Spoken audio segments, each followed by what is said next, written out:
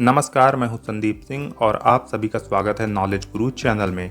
दोस्तों, जैसा कि आप सभी जानते हैं कि अपने इस चैनल के माध्यम से हम नई नई फसलों की खेती से जुड़ी उन्नत जानकारी आप तक समय समय पर पहुंचाते रहते हैं और इसी सीरीज को आगे बढ़ाते हुए आज हम आपको बताने वाले हैं कॉफ़ी की खेती के बारे में। दोस्तों, इस वीडियो में हम सबसे पहले आपको बताएंगे कि कॉफ़ी की खेती कहाँ कहाँ पर की जा सकती है, इसके लिए ज़रूरी जलवायु, तापमान और मिट्टी कैसी होनी चाहिए।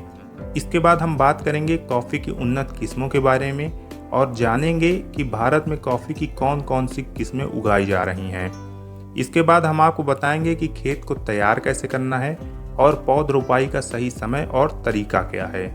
इसके बाद हम जानेंगे कि सिंचाई कैसे करनी है और खाद कब कब देना है। इसके बाद हम इसमें लगने वाले रोगों और उनकी रोकथाम की भी बात करेंगे और अंत में हम आपको बताएंगे कि इसकी तुड़ाई कब और कैसे करनी है, इसमें पैदावार कितनी मिलती है और लाभ कितना होता है। चलिए वीडियो को शुरू करते हैं, लेकिन वीडियो में आगे बढ़ने से पहले आपसे एक छोटी सी रिक्वेस्ट। अगर आप चैनल पर नए हैं और फर्स्ट टाइम वीडियो को देख रहे हैं तो चैनल को प्लीज़ सब्सक्राइब कर लें और बेल आइकॉन को प्रेस करके वीडियो को पूरा देखें। चलिए सबसे पहले जान लेते हैं कि कॉफ़ी की खेती कहाँ कहाँ पर की जा सकती है, इसके लिए ज़रूरी जलवायु, तापमान और मिट्टी कैसी होनी चाहिए। दोस्तों, कॉफ़ी की खेती कम शुष्क और आर्द्र मौसम वाले क्षेत्र, जहाँ की जलवायु समशीतोष्ण हो, ऐसे क्षेत्रों के लिए सबसे अच्छी मानी जाती है। कॉफ़ी की खेती में छायादार जगह को बहुत अधिक अच्छा माना जाता है, क्योंकि छायादार जगह पर होने वाली कॉफ़ी की गुणवत्ता बहुत अच्छी हो जाती है।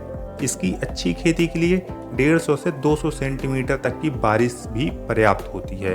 अगर तापमान की बात करें तो इसके लिए 15 डिग्री सेल्सियस से लेके 30 से 32 डिग्री सेल्सियस तक का तापमान ही अच्छा रहता है। बहुत ज़्यादा गर्मी या बहुत ज़्यादा सर्दी दोनों ही इसके पौधे की ग्रोथ और पैदावार को नकारात्मक रूप से प्रभावित करते हैं। इसकी खेती के लिए सबसे अच्छी मिट्टी की बात करें तो कार्बनिक पदार्थों से भरपूर दोमट मिट्टी इसकी खेती के लिए सबसे अच्छी मानी जाती है, जिसका पीएच मान 6 से 7 के बीच में होना चाहिए।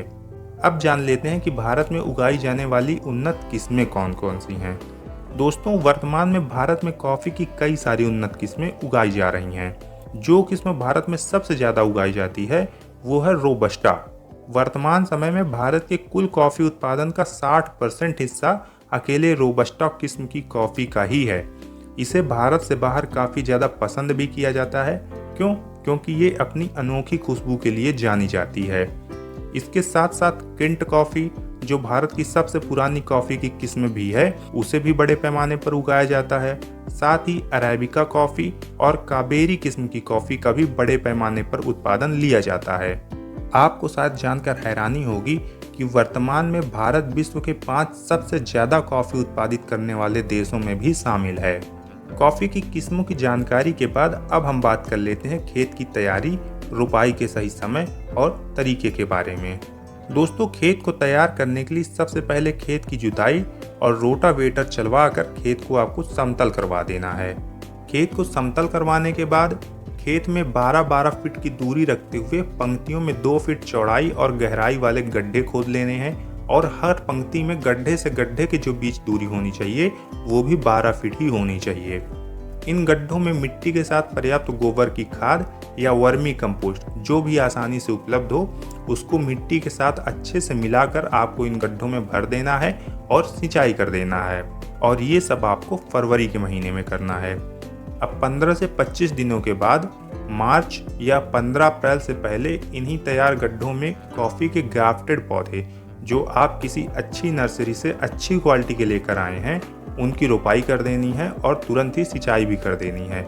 ये ध्यान रहे कि पौधे ग्राफ्टेड यानी कलम से ही तैयार किए गए हों। बीज से तैयार पौधे आपको नहीं लगाने हैं, वरना फल बहुत देरी से मिलेंगे।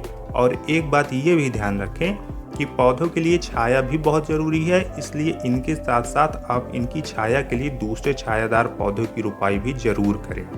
रोपाई के बाद अब आपको बताते हैं कि पौधों की सिंचाई किस प्रकार से करनी है और खाद कब कब देनी है। दोस्तों, कॉफ़ी के पौधे की सिंचाई पहली बार पौधा रोपाई के तुरंत बाद ही कर दी जाती है। गर्मियों के मौसम में सप्ताह में एक बार और सर्दियों में 10 से 15 दिन में जब ज़रूरत समझ में आए तब आपको सिंचाई करनी पड़ेगी। और ये क्रम आपको शुरुआत में 4 सालों तक ऐसे ही लगातार रखना है, जब तक कि पौधा बड़ा होकर मैच्योर ना हो जाए। अगर खाद की बात करें तो कॉफ़ी के पौधों को खाद की भी काफ़ी ज़्यादा ज़रूरत होती है।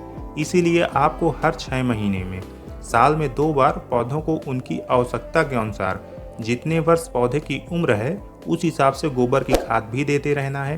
गोबर की खाद की जगह पर आप केंचुआ खाद या वर्मी कंपोस्ट भी दे सकते हैं, लेकिन रासायनिक खाद का प्रयोग मत करिएगा।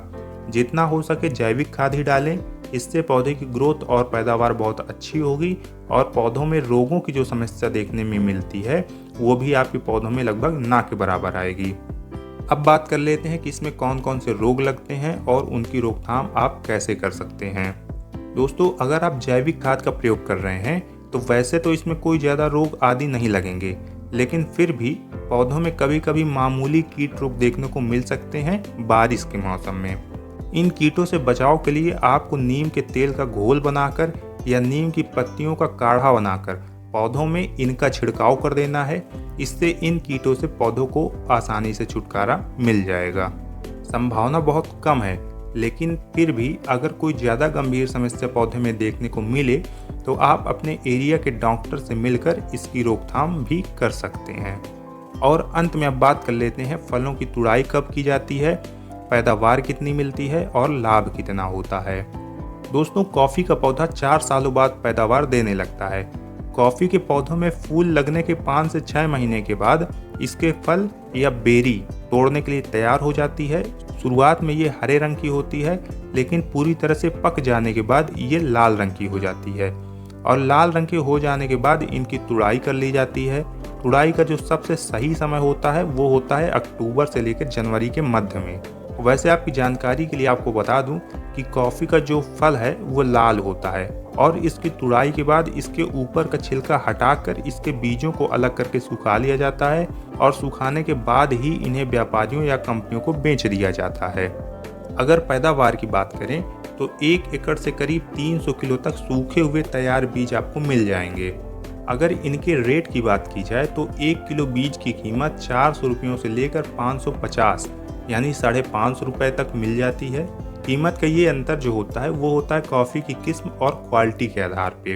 अगर हम मिनिमम 450 रुपये प्रति किलो भी इनकी कीमत मान लें तो 1 एकड़ से जो कुल मुनाफा होने वाला है आपको वो होगा 450 गुणे 300 बराबर 1,35,000 रुपये का। और ये मुनाफा समय के साथ बढ़ता ही रहता है और करीब 50 से 60 सालों तक मिलता रहेगा, क्योंकि एक बार जब आप कॉफ़ी का पौधा लगा देते हैं तो ये 50 से 60 सालों तक पैदावार देता रहता है। तो ये थी जानकारी कॉफ़ी की खेती के बारे में। आपको ये जानकारी कैसी लगी मुझे कमेंट में ज़रूर बताएं। साथ ही अगर दूसरी फसलों जैसे बादाम, केसर, पपीता या सुपारी आदि फसलों के बारे में भी आप जानकारी लेना चाहते हैं, इनकी खेती करना चाहते हैं, तो इन फसलों के वीडियोज भी हमारे चैनल पर उपलब्ध हैं, जिनके लिंक इस वीडियो के डिस्क्रिप्शन में मैं दे दूंगा। आप वहां से जाकर इनको देख सकते हैं। अगर वीडियो पसंद आया हो तो वीडियो को लाइक ज़रूर करें और अब भी अगर आपने चैनल को सब्सक्राइब नहीं किया है तो प्लीज़ सब्सक्राइब कर लें। मिलते हैं आपसे नेक्स्ट वीडियो में। तब तक के लिए आप अपना और अपनों का बहुत सारा ख्याल रखिए। नमस्कार, जय हिंद।